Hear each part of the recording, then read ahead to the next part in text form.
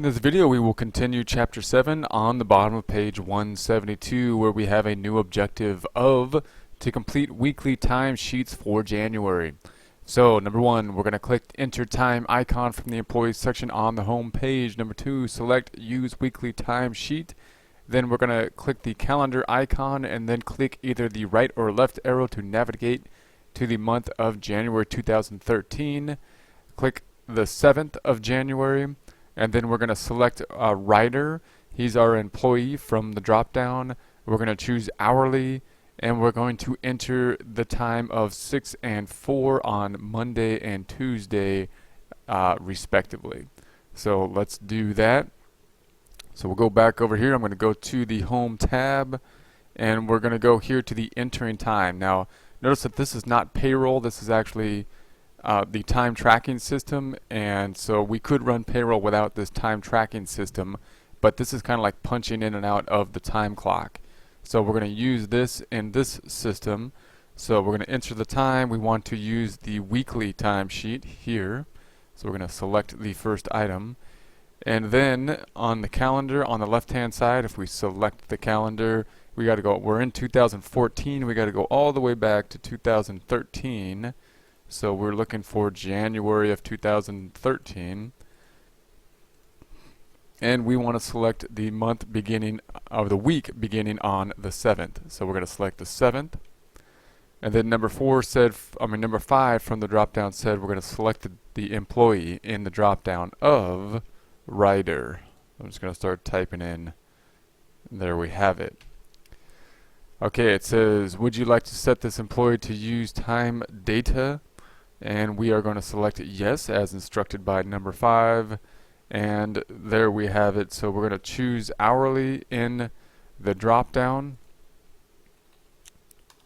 Now let's just recap this real quick.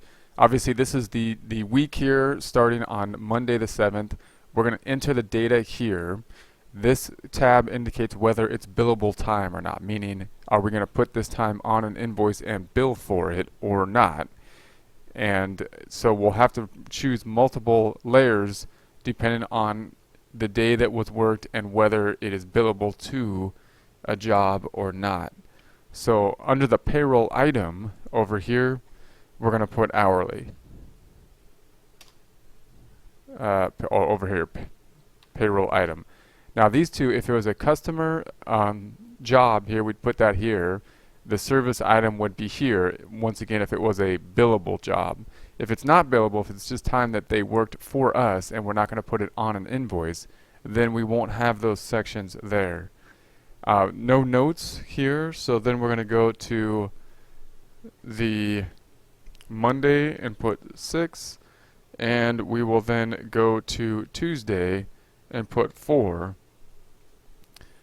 Alright, and then if we go back to the book, number 8 says click billable column, which will uncheck the billable checkbox and so indicate that this line is not billable. Your screen should look like the figure 731. So 731 is here, and if we uncheck this box, we should then look like that screen, which I believe we do. So we're good to go to the next step. We're going to go down to number 9 on page 173, which then says click the next button and then choose hourly for the payroll drop down. We want 8, 6, and 4 on Monday, Wednesday, and Friday of the 14th, 16th, and 18th. And click billable column to indicate that this line is not billable and select next. So let's do that. We're going to hit next as directed. Okay, so there's a next button up here, so we can select that. We could hit like save and new down here as well, but we're going to select next as instructed, and we will then go to the next week, which starts on Monday the 14th.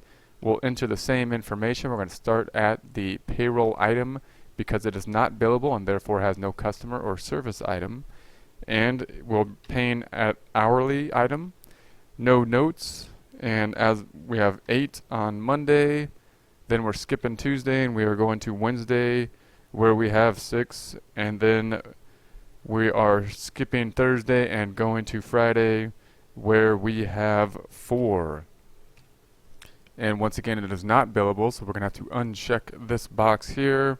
Now, if you tried to hit next while this box was checked, it will give you an error, and what it's saying is you cannot have this box checked if we don't have a customer to bill if it's billable. So if this box is checked, we'd have to type a customer in there, so if that error is popping up, that is the reason for it. So I'm going to uncheck this box, and then number 13 says select next, so we'll select next like so. Turn the page, and we will now be on 174. So we're now on 174, number 14, which says use the same process to record hourly non-billable hours for writer of 8 hours each day, Monday, Wednesday, Friday, and then click next. So we'll do the same, use the same process hourly for Monday, Wednesday, Friday. So we're going to say the payroll item is hourly, and Monday the 21st we have 8, and then Wednesday we have 8, and Friday the 25th we have 8. Once again, non-billable, so we'll unbill that and select next. Then we're on number 15, which says select 50002, the customer job, from the drop-down list. Select 20-hour service. Select hourly as the item. Type 3 in Wednesday the 30th column to record 3 hours worked on Wednesday the 30th. Leave the billable column checked. Select 5002. Okay, so let's do that first. We'll go back over here, and now on the next series of items in this next date range, we have some billable hours. And we're going to charge it not to the customer in this case, but to the job. So obviously the billable hours will be like the service that is done. And when we set up those services, we set up these jobs. So we set up the job number 5000. And when I hit the 2, it's going to go down, of course, to this one. So it's Freebirds is the customer, but the job is here related to Freebirds. When we click on it, you just see Freebirds, but it's really the job related to Freebirds. And what we're doing is 20-hour service this time, which will be the billable item. We're still paying this guy hourly, so it's still hourly. And then number 18 says we have 3 hours on Wednesday that we did this service. 3 hours on Wednesday, and then we leave billable checked. Now notice that's in this date range, we're going to have more than one row, because we have to, if this happened, we can't hit any other day unless it was for that same service item. So we can no longer fill in this row. We have to go to the next row. So if he worked also on Monday and Tuesday for non-billable items, then we couldn't put it in the same row, because the same row is just for that one job for those billable hours. So then let's go to the next row, and we'll have to enter data here as well. So then number 20 says select 5002 as the customer job from the drop down. So same job, but then we're going to select painting. So he also did painting for this customer. He gets paid hourly. 4 on Wednesday column and 4 hours on Wednesday. Type 4 in the W30 column to record 4 hours. Okay. Leave the billable column.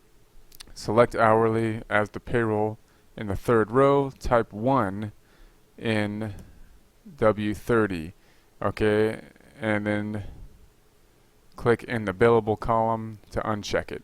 So ultimately we want to enter these last 2 and be in looking like this picture here.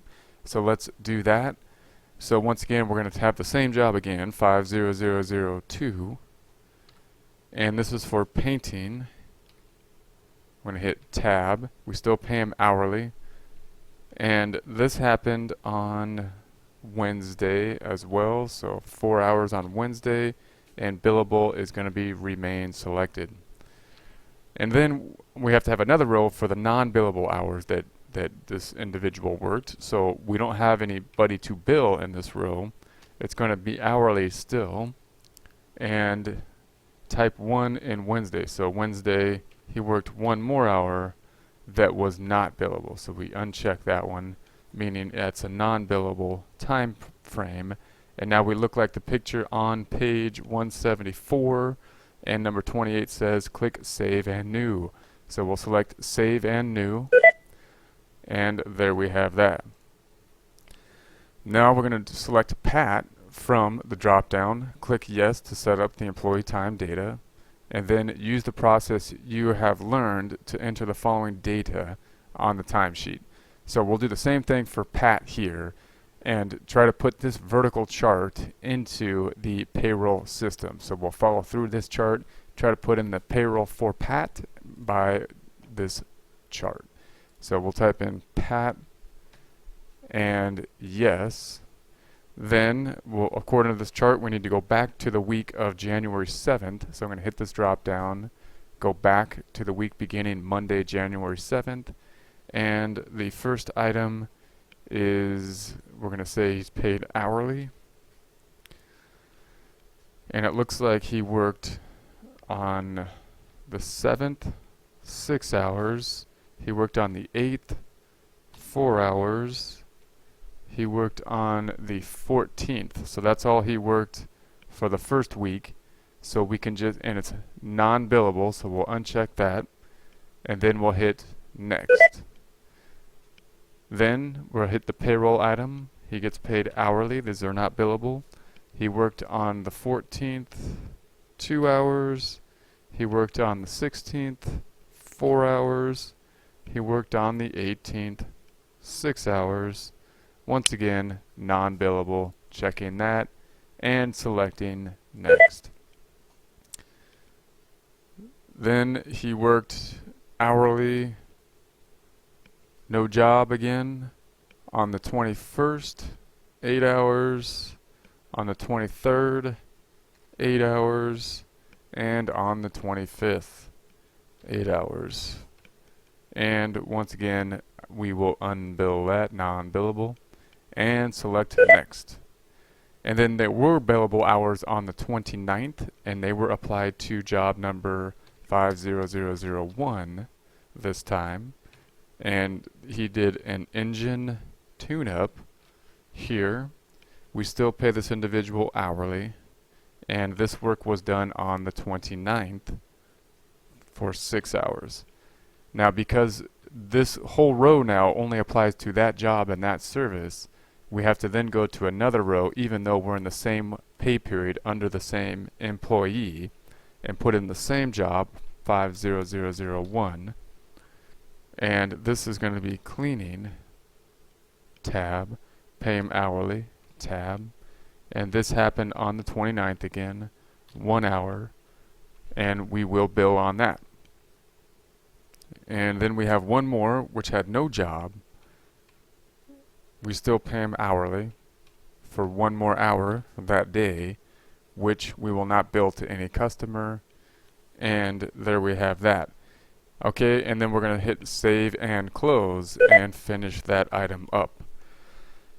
Alright, so by doing that, two things have happened now. Now we've got a system that we will have to invoice our customers for. So when we create an invoice for those particular customers and those jobs, the amount that we entered will then calculate based on those hours. And then 2, we've also entered payroll information for our employees that will feed into payroll when we process payroll. So those may not be the only hours in there, but those will be part of them.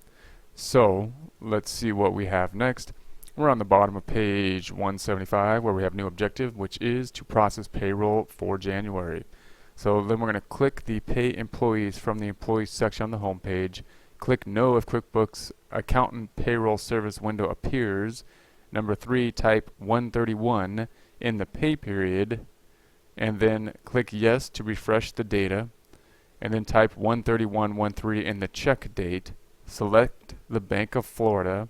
Resize the columns if need to be to view all columns. Alright, let's go through that first.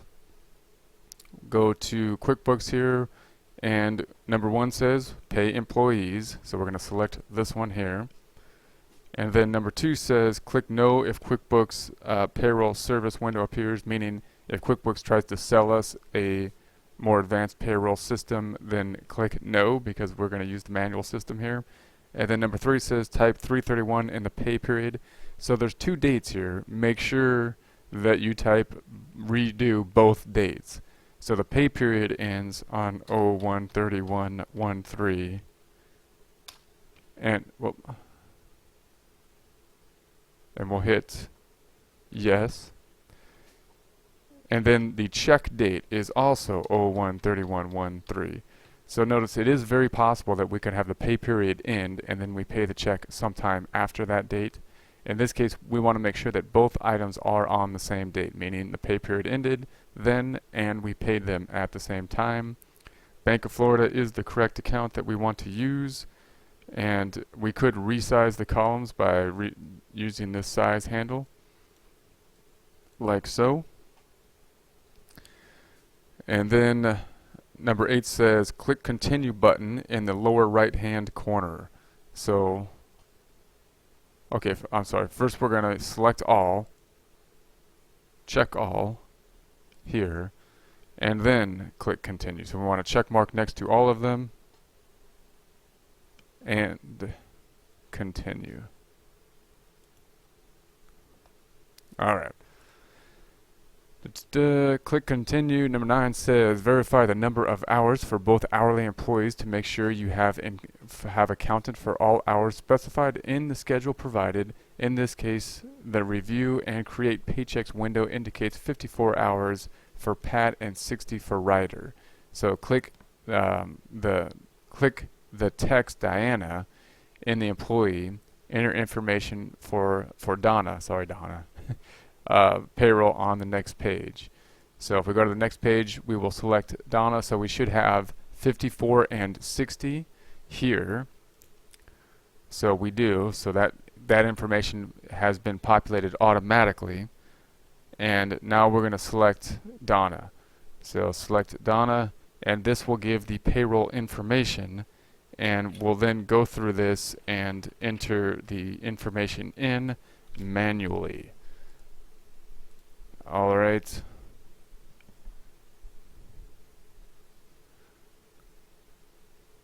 So we basically need to enter this information in. And of course, we have the salary, and then we've got the amount that was taken out of the salary, and then we have the employer portion as well. So if we bring our cursor over here, we're going to say, according to the book, I'm just following the book here, federal withholdings are negative 463, and of course we would have to use how many exemptions she had and whatnot on her W-4 to figure that out. Social Security would be a flat rate. I think it's like 6.2%, and we took out from the paycheck 258.33 for that. And then Medicare is like 1.45% or something, and we took out $60.42 for that, bringing the balance from $4,166 to $3,003. Then we're going to have to pay on our side as well Social Security of $258.33, $60.42, $33.33, and unemployment of $112.50, like so. And there is that. And then we can select save and close on this one. So we'll hit save and close, and that one has been processed. All right, let's see what else we have. Verify the net check amount on your screen with the net check amount shown above. And then 12 says continue the payroll process based on the following information. Click save and next after entering each of the following employees' payroll information. So let's see what else we have. Okay, so here's the other 3 individuals that we have. It's in a vertical format, and we're going to put it into the payroll. Now, if our payroll didn't calculate exactly because of the time entry, because it's very likely that the time entry got messed up somehow when you did those timesheets, and we could fix that. We could manually fix that. So if we select Karen here, Karen is also a salaried individual, so it's in the system on page 177 vertically, and we're just going to enter it in here. So this one should not be a problem because it's not an hourly issue, and the book just says that we had federal of negative 170, we took out Social Security, of $258.33, and we took out Medicare of $60.42, bringing the net check to $3,137.92, which checks out. Then on our side, we're going to pay $258.33. We're going to pay $60.42 and $33.33 and $112.50, and that is Karen. Then we can hit save and next, and here we have Pat. Now Pat, like I say, it works out for us here, so we have 972, but if this didn't happen correctly and you needed to fix that, then if this added up to something less than 972, then Pat gets paid 18 bucks an hour, and figure out the difference, whatever you got to plug in order to get that to 792. So if we wanted this to tie out for payroll, even if the data entry was not entirely correct in the timesheet entry, we would make it correct here, so the payroll would come out right. And so in order to do that, of course, we would just say how many hours he got worked. He did work would be here times the rate. So he worked 47 plus 6 plus 1 hours times 18. That's the 972. So if your information didn't pull over correctly, you can put that information in, and you can even put the job information in here like so. So just retype this in there if it didn't come out correctly, and you will come out to 972. Notice that it also comes down here in 3 sections. So his gross pay is, of course, this 846 plus the 108 plus the 18, which is the 972 here. Then we can go down to the third item and start taking out the withholdings, which the book says on 177 is negative 133.16 for federal income tax, negative 60.26 for Social Security, and Medicare of negative 14.09 for a net check of $764.49. Then of course we will match that at $60.26, Social Security 14.09, Medicare. Then we have to pay federal unemployment $778, and unemployment of Florida, state unemployment of $26.24, like so. And there we have that, and we'll hit save and next. So same thing here, where we have writer, which should add up to 900, but again, if it didn't, then just type this in exactly. Obviously what happened here is he worked 53 plus 3 plus 4, a total of 60 hours times 15 bucks an hour. He gets $900 here. So if your information doesn't look like this because the time entry sheet got messed up, then fix it here, make this correct. You can charge it to the right job and do the items here. Of course, these 3 add up now to 900. Once that's the case, then we can put in the information from the book saying that we had federal withholdings of $123.30, we had Social Security of $55.80, and Medicare of $13.05. And then on this side, we have $55.80 that we will pay. We have $13.05 for Medicare. We have $720. And we have 24.3 here. Net check 707.85, and then we can select save and close. Okay, let's see what else we have. Number 14 then says select the assigned check numbers to handwrite checks options button located in the paycheck options section. Type 1011 as the first check, and then click create paychecks and click close without printing checks. Alright, so obviously we would then normally create the paychecks. So it says print paychecks from QuickBooks. We're not going to print the paychecks, we're going to assign the paycheck number, and hopefully the paycheck number is coming out automatically. That's the check number that we'll start with.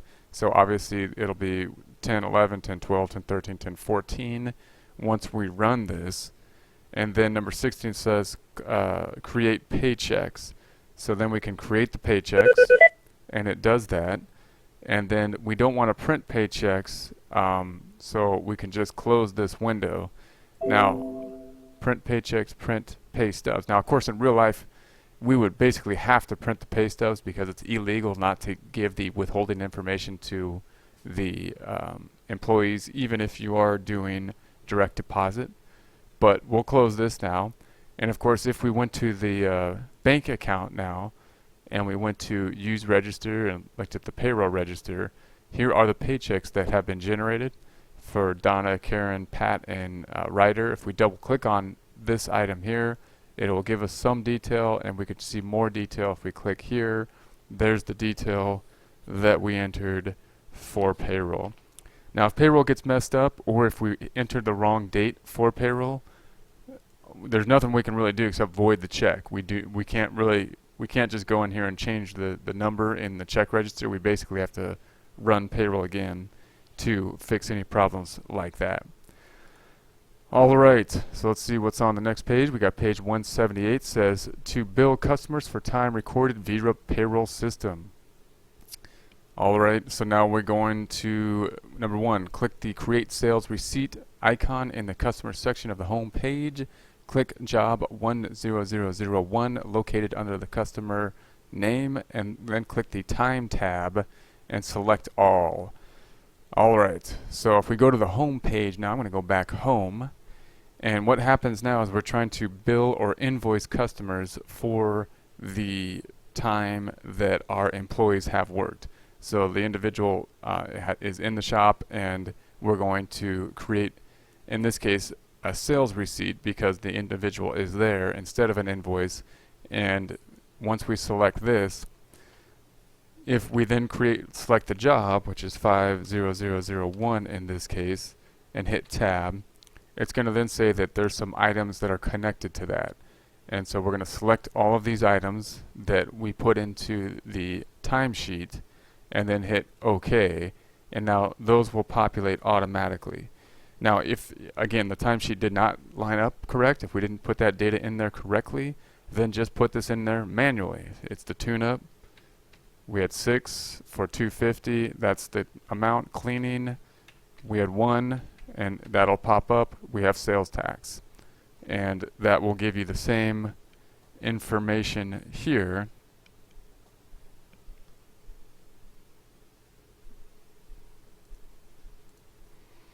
Okay, so the time, your screen should look like the one here, and so we have this item, and then click OK. Type 131 as the sales receipt date. So 131 is the sales receipt date. Type 6003, save and new. So then the number 6003, that is correct, and we'll hit save and new. All right, and then we'll run this again for the other job that was billed for. And so then we're going to select job 50002 located, and then click the time tab and select all as of 131. So we'll do the same thing for job number 50002 tab. This thing will pop up, hopefully, saying that there's some items that have been selected. Now notice if you messed up and we clicked out of this and we couldn't get back into it, one of the easiest ways to do that is just to close the entire window. And you have not recorded this transaction. Do you want to record it now? No. And then go back in there and type in, once again, 50002 tab, and then it'll pop up again. Now we can select these items, hit OK, and it should populate. Once again, if it does not populate, then go ahead and just type this in there manual, 20-hour service, 3, and that'll pop up, and you go through that section, and that should pop up automatically. The date is 3/31, it's 6004, and number 13 says type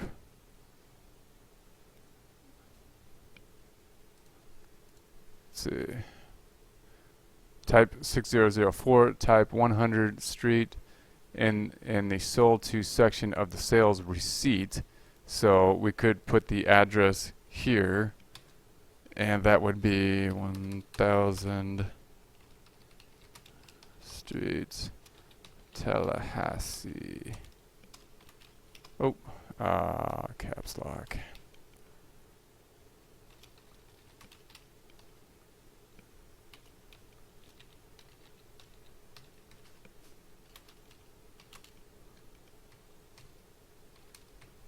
like so.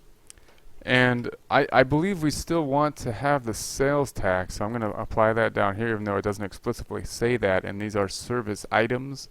So I'm going to put that on there. Oh, it does have it in the picture down here. So we do want to apply the sales tax, and that invoice comes out to $899.93. So then we'll hit save and close, and yes.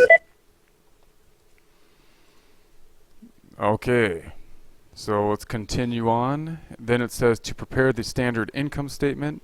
So number one, click the report center, double click the profit and loss standard view, change the from date from 1/1 and then change the to date to 1/31 and refresh.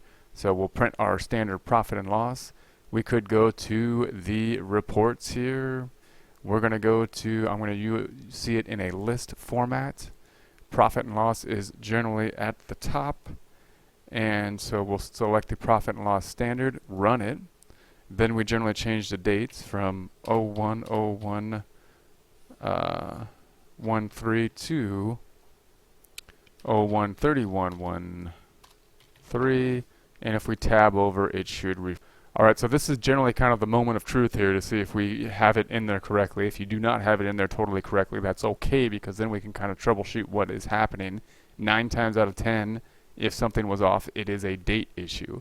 So if you do not come out with net income of 28,769.78, try running this thing for a different date range, meaning try to run it all the way out to 12/31/14 or something like that, and see if the data that was input accidentally got put in there for 2014, because that would be the current date. That would be the default date that would come up if you were to make a mistake in that.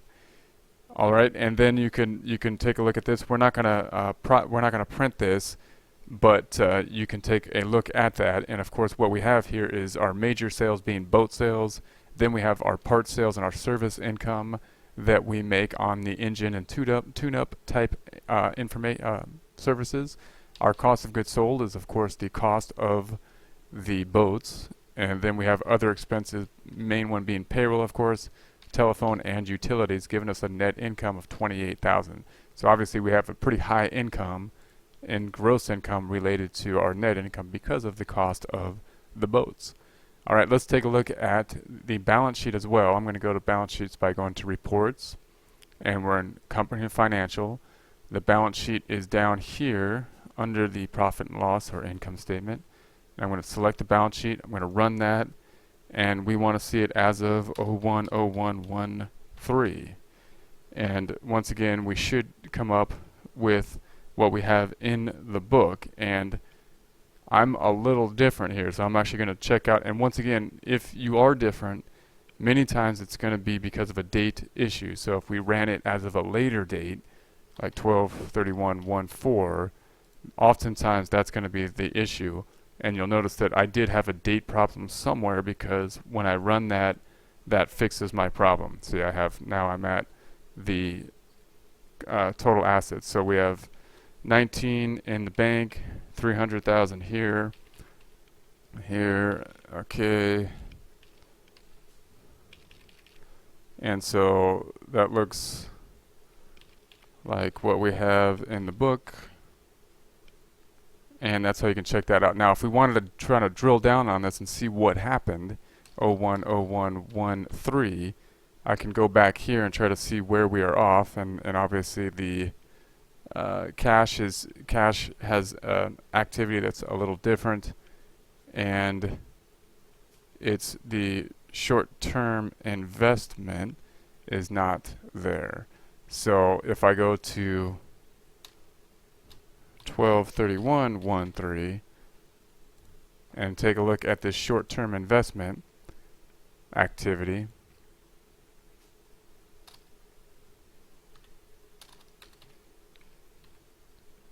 we could see where that came about, and you'll notice that it came about by being input on January 8th, which I don't even think. So it should be in there as of 01/31/13. Oh, it is. Okay. So then if we go as here, that's correct, that's correct, that's correct, that's correct, that's correct. Oh, it is all right. Okay, I think I put it in as January 1st. So anyways, it's correct as of January 31st, it looks like. If there was a problem with it, most likely we have a date problem because the current date will be the default date when we run most activity. Now the next report I want to take a look at, because this is the most important report when you're trying to see what you did wrong. If something is off now, let's say that we had a problem, the best report to look at is this transaction report, and it could be a little confusing to look at. So let's take a look at it. And so we are now on page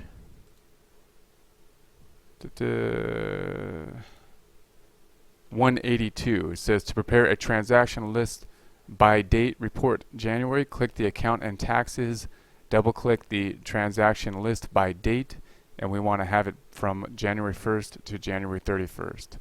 So once again, we will go to the reports here, and then we want to go to accounting and taxes here on the side, and then we want to list the transaction by date. So accounting and taxes,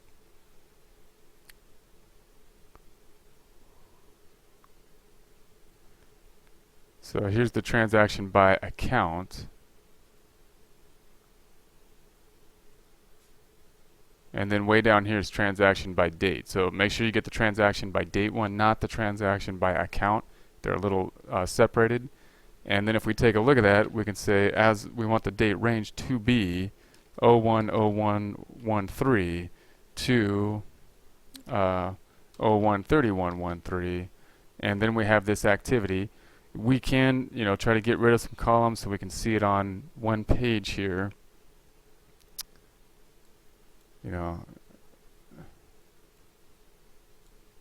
And then we can try to compare this to the book. So you want to take this and the book and basically see exactly where this is. So you can just tick and tie this thing out, right? And it is a tedious activity, but there's the one, there's that, there's that, there's that, there's that, there's that, there's that, there's that, there's that. This is how we would grade this, by the way, too. Here's this, here's this.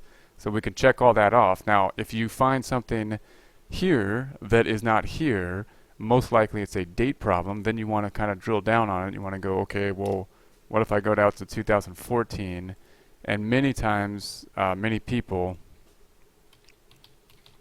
will have run the payroll in 2014 because they set the first date for the pay period ending and did not set the check date, which defaulted to 2014. So when this problem is run, oftentimes the payroll is where people are off, and so drill down on that, and that is the end of the chapter.